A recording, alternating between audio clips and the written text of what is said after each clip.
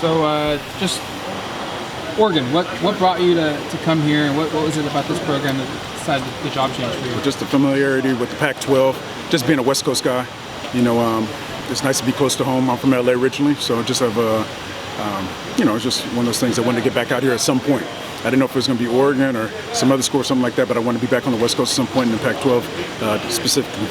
What has been the biggest adjustment? You've done it before, you did the main time of your career, but college football changes a lot in 3 or 4 years. So what was a big Oh yeah, it's changed significantly. I mean, the biggest thing has been just recruiting with the NIL and the portal and all those different things like that. It's forever changing every single day. So just staying on top of it. You got to recruit your own guys that are already in the program as well as other guys. And so that was an adjustment initially. I mean, it's not something that is really difficult. It's just something you just have to adjust to and just be cognizant of.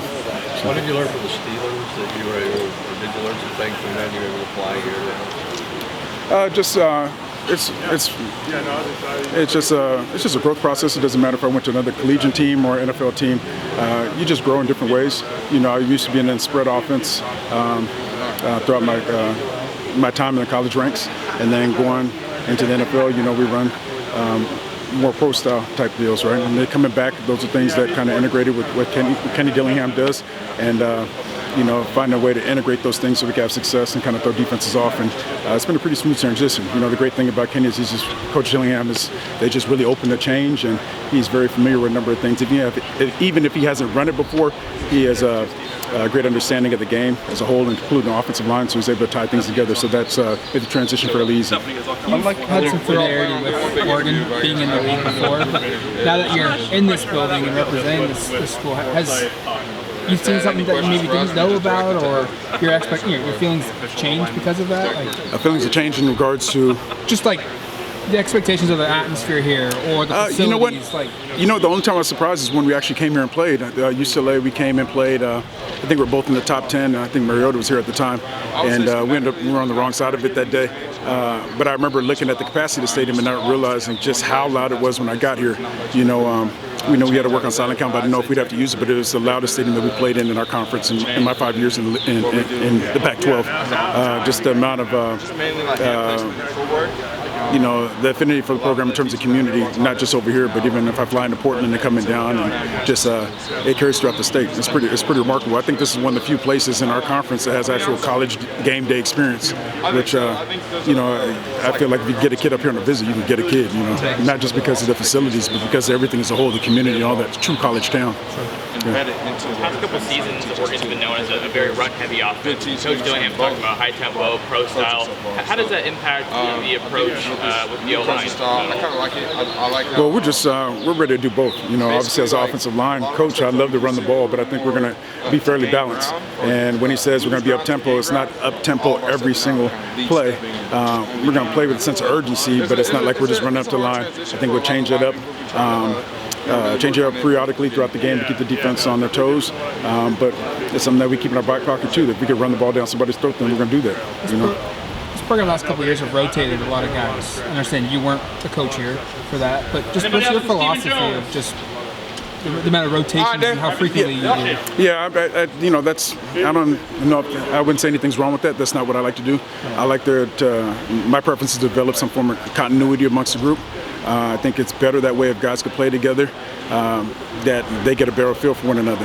And when the running back is in the backfield, if he's following the same guys on combinations throughout the week, he knows how to set that up. And all of a sudden it trickles to them as well. In pass protection, guys set different ways. You can coach it all you want, but guys, they do certain things. Some people are struggling with certain things. The guy may cut the edge on the right. On the other side, they may be a little firmer. So the quarterback has a little better pocket presence because there is a continuity, because he gets a better feel for it. You're changing one guy, maybe things change up a little bit, but it's not significant enough that it changes everything.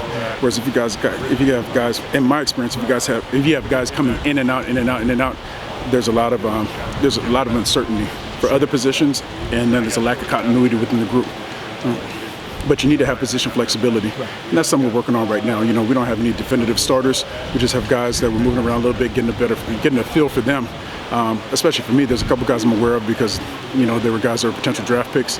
But I want to see how guys work in combinations, and just then we'll go from there. I was just going to say, what your impressions of this offensive line? It's probably one of the more experienced units in all of college football, with a lot of guys using that extra year of eligibility. Yeah, that's a great thing. There's a foundation to build off of.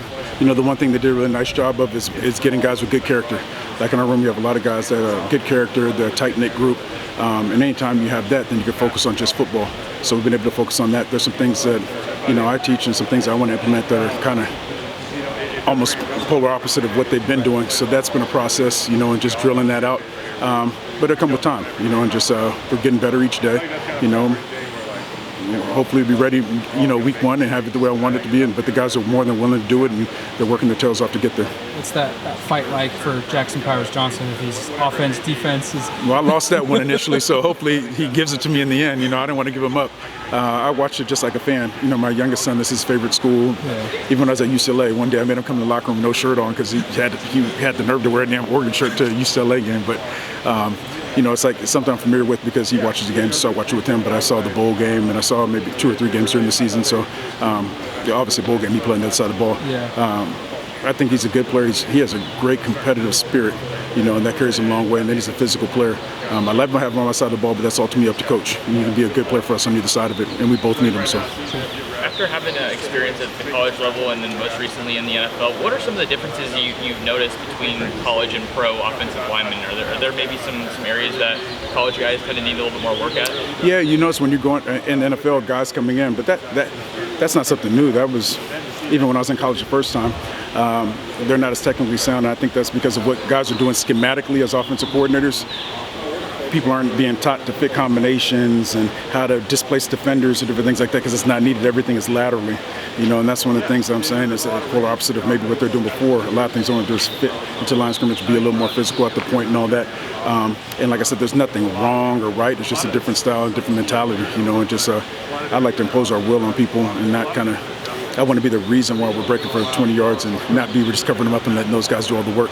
So I like to get to a point where we can put the team on our back and we can carry games out. And if we're running, have a nice day and we're averaging a good amount and we can make, move the, ball, then maybe we hit 30 runs in a game, and they're everywhere, outside, inside, get big men running in space and all that. So I just think there's been a lack of, not here in particular, but just in college football as a whole. You've seen over the last decade, there's been a real lack in technique and physicality getting up. The focus has been more primarily on getting athletes and guys that can move laterally on that. So when they get up at that level, you have to be a grown-ass man to move guys off the point. And a lot of guys are capable of doing that. So you have to change the game at that level to kind of mimic this a little bit until you get to that point.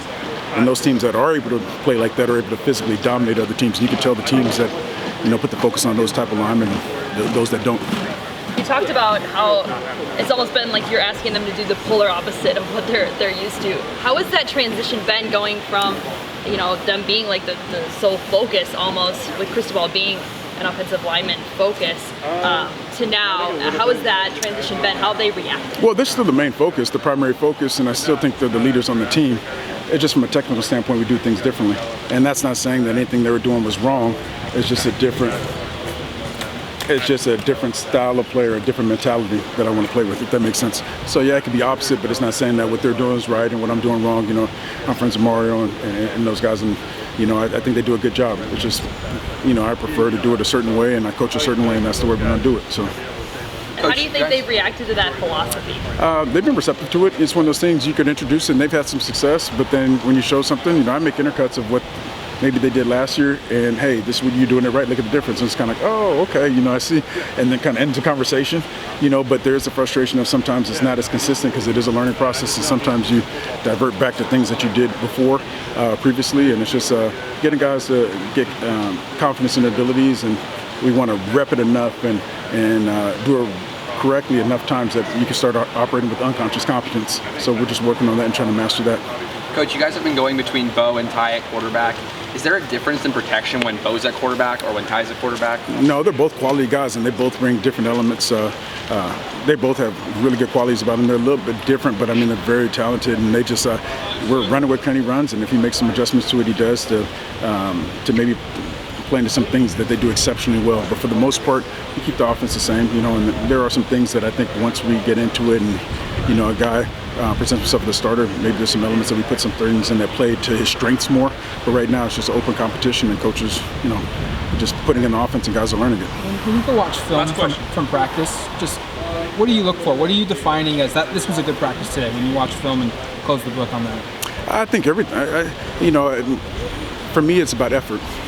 So, good practice to me is about effort and just playing with a competitive spirit. I don't think anything's ever going to be perfect. Our aim is for perfection, but that's not realistic in terms of we got to keep building to each day. So as long as they're giving maximum effort and they're being competitive and playing with some juice a little bit, then I can work with everything else. So just give me that, and we can work around all the other stuff and improve every day.